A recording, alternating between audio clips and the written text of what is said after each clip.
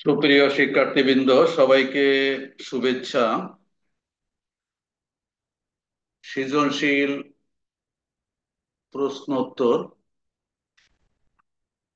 HSC 2023 ভূগোল প্রথম পত্র। ইতিপূর্বে আমার প্রশ্ন নম্বর ছিল 1, পৃথিবীর ভূ অভ্যন্তরীণ গঠন সম্পর্কিত। আজকে আমার প্রশ্ন নম্বর 2। এখানে যে প্রশ্নটা এসেছিল সেটা হচ্ছে ভূমিকম্পের কারণ সম্পর্কিত এবং আগ্নেয়গিরির অগ্ন্যুৎপাতের ফলাফল সম্পর্কিত। আমি কিন্তু যশোর বোর্ড, রাজশাহী বোর্ড, এগুলা প্রথম যে 8টা প্রশ্ন তার উত্তর আমি করে দিয়েছি। আজকের থেকে বা আমি ইতিপূর্বে যে 1 নম্বর প্রশ্নের উত্তর করলাম সেটা হচ্ছে ঢাকা, চট্টগ্রাম, সিলেট, বরিশাল, দিনাজপুর ও ময়মনসিংহ বোর্ডের 2023 সালের আসা প্রশ্ন থেকে। আমার একটা মেসেজ থাকে, এখানে যে চিত্রটা দেওয়া থাকে অধিকাংশ এর সঙ্গে এই প্রশ্নের মিল থাকে। চিত্রটা দেখে আমরা বুঝতে পারছি এটা একটা আগ্নেয়গিরির অগ্ন্যুৎপাতের ছবি। এবং তাহলে আমরা সৃজনশীল যে প্রশ্নটা এসেছিল সেটা সম্পর্কে একটু আলোচনায় আসি। এখানে সৃজনশীলে 2টা ঘটনা দেওয়া ছিল। ঘটনা 1, হঠাৎ ভূমি কেঁপে ওঠে। এর ভিতরে কোনো জটিলতা সৃষ্টি করে নাই, একেবারে সহজ ভাষায় এখানে বলে দেওয়া হয়েছে যে হঠাৎ কেঁপে ওঠে, হঠাৎ ভূমি কেঁপে ওঠে। তার মানে এখানে ভূমিকম্পের ইঙ্গিত দেওয়া হয়েছে। ঘটনা 2, লাভা নির্গত হয়। তার অর্থ হচ্ছে আগ্নেয়গিরির অগ্ন্যুৎপাতের কথা বলা হয়েছে। ক এবং খ সে যাই থাকুক, ওর প্রশ্নের উত্তর তো আমি পরে আসবো। গ হচ্ছে উদ্দীপকের ঘটনা একের কারণ বর্ণনা করো। উদ্দীপকের ঘটনা একের কারণ বর্ণনা করো, অর্থাৎ এখানে ভূমিকম্পের কারণ উল্লেখ করতে বলছে, বর্ণনা করতে বলেছে। উদ্দীপকের ঘটনা 2 এর ফলাফল বিশ্লেষণ করো। উদ্দীপকের 2 অর্থাৎ যে আগ্নেয়গিরির যে অগ্ন্যুৎপাত, আগ্নেয়গিরির অগ্ন্যুৎপাতের ফলে ফলাফল স্বরূপ যা ঘটে সেটাই এখানে বিশ্লেষণ করতে বলেছে। তাহলে একেবারে সহজ 2টা প্রশ্ন, এই প্রশ্নগুলোর উত্তর বইয়ে সরাসরি পাওয়া যায়। কাজেই সেটা জাস্ট একটা উত্তর করার জন্য নমুনা উত্তর আমি এখানে দিয়ে দিচ্ছি। তোমরা পারলে অন্য জায়গাতে পড়ে নিতে পারো, এটা দেখলে সহজ হয়ে যাবে। যাই হোক, প্রথমে যে প্রশ্নটা ছিল গ নম্বরের, 2 এর গ নম্বরে, গ হচ্ছে উদ্দীপকের ঘটনা একের কারণ বর্ণনা করো। এখানে তোমাকে কি লিখতে হবে? এখানে উদ্দীপকের ঘটনা 1 দ্বারা ভূমিকম্প বোঝানো হয়েছে এবং এই ভূমিকম্পের কারণ নিচে বর্ণনা করা হলো। এইভাবে কথাগুলো প্রথমে উত্তর লেখার সময় লিখে নিতে হবে। প্রথমে দেখো, এখানে ভূমিকম্প কাকে বলে, যে প্রশ্নে পড়ুক না কেন তার একটা সংজ্ঞা দেওয়া উচিত। আমরা জানি ভূ অভ্যন্তরে প্রাকৃতিক বা কৃত্রিম ভাবে সৃষ্টি হওয়া কোনো কম্পন যখন আকস্মিকভাবে ভূপৃষ্ঠের কিছু অংশকে ক্ষণিকের জন্য প্রচন্ড বা মৃদু আন্দোলিত করে, তখন তাকে ভূমিকম্প বলে। অর্থাৎ কোনো আকস্মিক বা কৃত্রিম কারণে ভূপৃষ্ঠের কোনো অংশ হঠাৎ আকস্মিক ভাবে যদি কেঁপে ওঠে, এই কম্পনকে আমরা ভূমিকম্প বলে থাকি। ভূপৃষ্ঠ থেকে সাধারণত 5 থেকে 700 কিলোমিটার গভীরতায় ভূমিকম্পের উৎপত্তি হয়। পৃথিবীতে প্রতি বছর প্রায় 5 লক্ষ বার ভূমিকম্প হয়। যাই হোক, এটুকু লিখলে এবার আমরা কিছু কারণ সম্পর্কে আলোচনা করে যাই। আসলে কারণ তো অনেকগুলা, তারপরেও আমি ছোট করে আলোচনা করি। এখানে কিছু গুরুত্বপূর্ণ কারণের আমি উল্লেখ করেছি। সেটা হচ্ছে বিভিন্ন কারণে ভূমিকম্প সংঘটিত হয়ে থাকে। ভূমিকম্পের যে কারণগুলো রয়ে গেছে তারকে আমরা সাধারণত দুইটা ভাগে ভাগ করতে পারি। একটা হচ্ছে প্রকৃতি সৃষ্ট কারণ বা প্রাকৃতিক কারণ, আর একটা হচ্ছে কৃত্রিম কারণ বা মানব সৃষ্ট কারণ।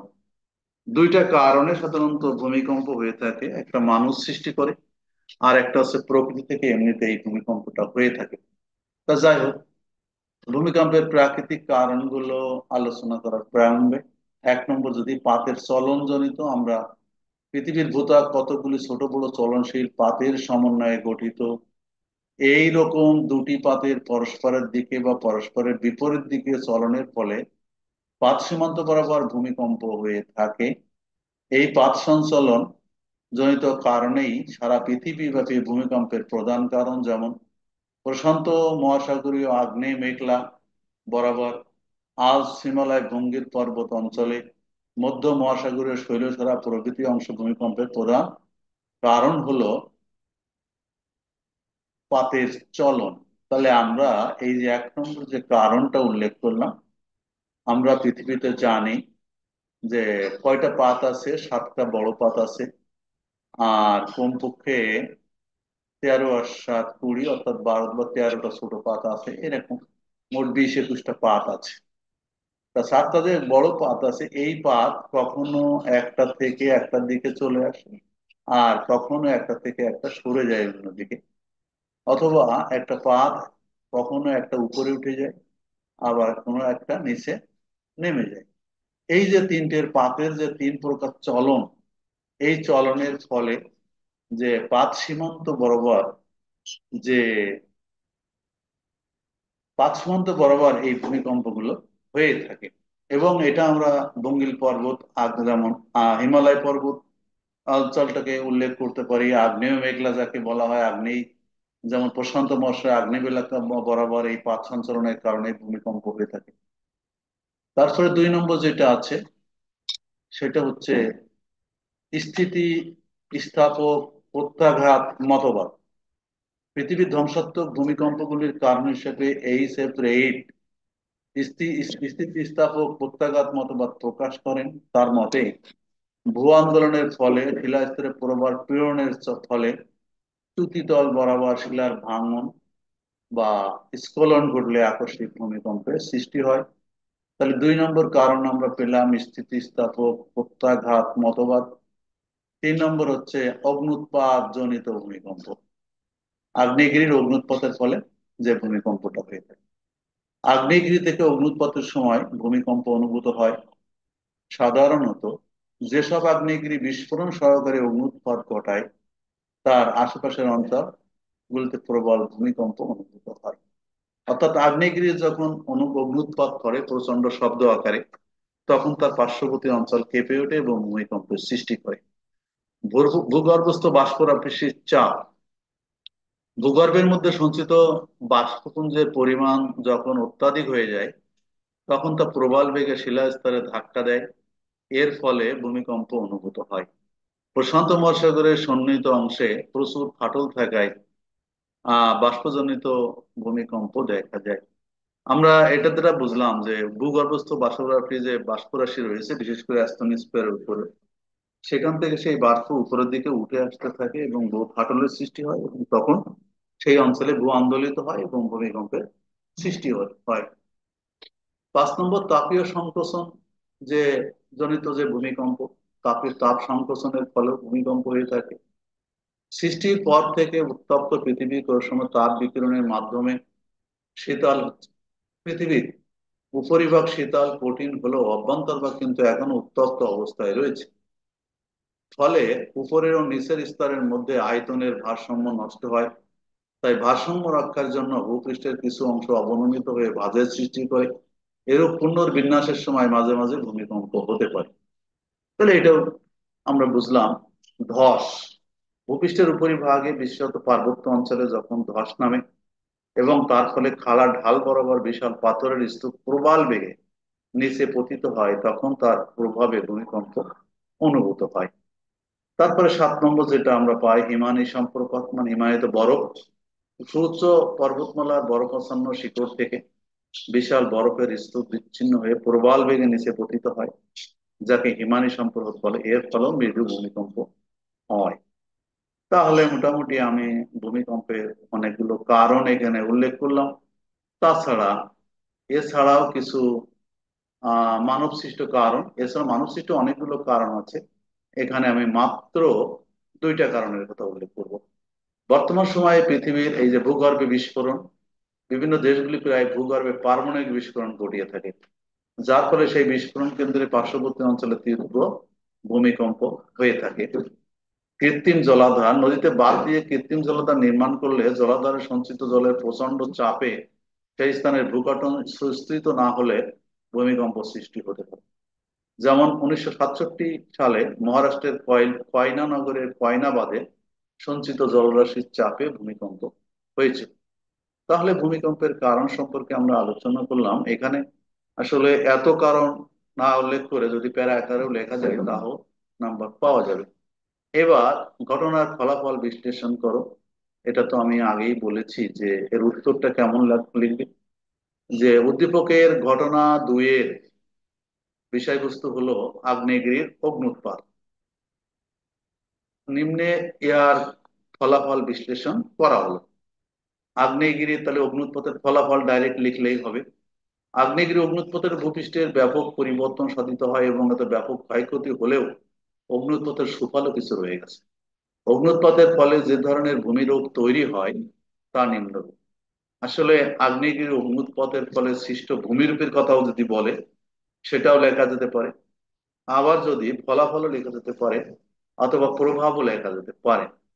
এগুলো আসলে এই ধরনের প্রশ্নের উত্তর অনেক বড় লেখা যায়, কিন্তু যেহেতু নাম্বারটা মাত্র 4, এই 4 মানের উপরেই তো প্রশ্নের উত্তরটা হওয়া উচিত। যেমন আগ্নেয় মালভূমি তৈরি হতে পারে। আগ্নেয়গিরি অগ্নুৎপাতের বিগত পত্রসমূহ বহুদূর পর্যন্ত বিস্তৃত হয়ে উঁচু মালভূমি সৃষ্টি করে দেয়, আবার নিম্নভূমিতে লাভা সঞ্চিত মালভূমি সৃষ্টি করে। যেমন ভারতের ডিকান প্লেটু যেটা, সেটা হচ্ছে ভারতের দাক্ষিণাত্যের কৃষ্ণ মৃত্তিকাময় মালভূমি। এটা আগ্নেয়গিরি অগ্নুৎপাতের ফলে পরবর্তী ঠান্ডা হয়ে এগুলা সৃষ্টি হয়েছে ডিকান। আগ্নেয় দ্বীপ তৈরি হতে পারে। সমুদ্র তলদেশে আগ্নেয়পথের সময় অনেক লাভা সঞ্চিত হয়ে দ্বীপের সৃষ্টি করে। যেমন প্রশান্ত মহাসাগরে হাওয়াই দ্বীপপুঞ্জ পৃথিবীর বৃহত্তম আগ্নেয় দ্বীপ। এই যে একটা চিত্র দেওয়া আছে হাওয়াই দ্বীপের। যাই হোক, পৃথিবীর সবচেয়ে বড় যে হাওয়াই দ্বীপপুঞ্জ এটা কিন্তু আগ্নেয় দ্বীপ, এবং এই আগ্নেয়গিরি অগ্নুৎপাতের ফলে এটা সৃষ্টি হয়েছে। এখানে আরো কিছু প্রশ্ন জায়গা আসি। এতে কি হতে পারে? আগ্নেয় গহ্বর সৃষ্টি হতে পারে বা গর্ত সৃষ্টি হতে পারে। আগ্নেয় গহ্বর, আগ্নেয়গিরির ফলে ভূপৃষ্ঠের কোনো কোনো অংশ ধসে গভীর গহ্বরের সৃষ্টি করে। 1883 সালে সুমাত্রা ও জাভা দ্বীপের মধ্যবর্তী একটি দ্বীপে ক্রাকাতোয়া আগ্নেয়গিরির অগ্নুৎপাতে একদিনের মধ্যে দ্বীপটি প্রায় অর্ধেক অংশ উৎক্ষিপ্ত হয়ে বিলুপ্ত হয়ে যায় এবং বাকি অংশ বৃহৎ গহ্বর দেখা যায়। এখানে আসলে আহ এখানে একটা গহ্বরের একটা উত্তর করা আছে এখানে, এই যে এটা। তারপরে আগ্নেয় হ্রদ। আগ্নেয় হ্রদ তৈরি করা হয় কখন? মৃত আগ্নেয়গিরি জ্বালামুখ বৃষ্টির জল জমে হ্রদের সৃষ্টি করে। যেমন আলাস্কার মাউন্ট আতাকামা, এখানে আসলে মাউন্ট আতাকামা ছবি দেওয়া আছে। নিকারাগুয়ার কোসেগায়না, অ্যারিজোনা ও নেভাদার আগ্নেয় হ্রদ উল্লেখযোগ্য। এবার আসো, আগ্নেয় পর্বত সৃষ্টি করতে পারে। আগ্নেয়গিরি অগ্নুৎপাতের ফলে নির্গত লাভা দীর্ঘকাল ধরে একই জায়গায় সঞ্চিত হয়ে আগ্নেয় পর্বতের সৃষ্টি করে। যেমন বিখ্যাত ভিসুভিয়াস যে আগ্নেয়গিরি আছে ইটালির, এটা এভাবেই তৈরি হয়েছে, এই যে ভিসুভিয়াস। তাহলে আরো কিছু প্রশ্ন, আগ্নেয় সমভূমির সৃষ্টি হয় সেটা কিভাবে হয়? লাভা ভূপৃষ্ঠে সঞ্চিত হয়ে সমভূমির সৃষ্টি হয়, যেমন উত্তর আমেরিকার স্নেক নদীর লাভা সমভূমি। উপরিক্ত ভূমিরূপগুলো ছাড়াও আগ্নেয়গিরি অগ্নুৎপাতের ভয়াবহ ধ্বংসলীলা সংঘটিত হয়। যেমন আমি এখানে দুইটা উদাহরণ উপস্থাপন করেছি। 1979 সালে ইতালির ভেসুভিয়াস আগ্নেয়গিরি অগ্নুৎপাতের ফলে আর ইউরেনিয়াম ও পম্পেই নগরী নামক দুটি উত্তপ্ত লাভা ধসের মধ্যে ডুবে গেছে। 1986 সালে মেক্সিকোর আগ্নেয়গিরিতে কয়েক হাজার লোকের প্রাণহানি ঘটেছে। অগ্নুৎপাতের ফলে ভূমির উর্বরতা বৃদ্ধি পায়, যেমন দাক্ষিণাত্যের লাভা গঠিত কৃষ্ণ মৃত্তিকা কার্পাস চাষের জন্য বিশেষ উপযোগী। তো যাই হোক, আমরা এখানে একটা সংক্ষিপ্ত আলোচনার চেষ্টা করলাম। সবাইকে অসংখ্য ধন্যবাদ জানিয়ে এখানে শেষ করি। আল্লাহ হাফেজ।